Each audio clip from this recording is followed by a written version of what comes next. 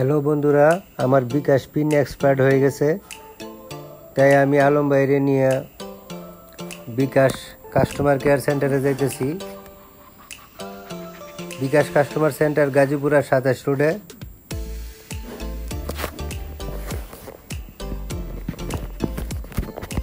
এখানে একটি মাদ্রাসা আছে, মুকাদ্দামাতুল কুরআন মাদ্রাসা। এই মাদ্রাসার সামনেই বিকাশ কাস্টমার কেয়ার সেন্টার।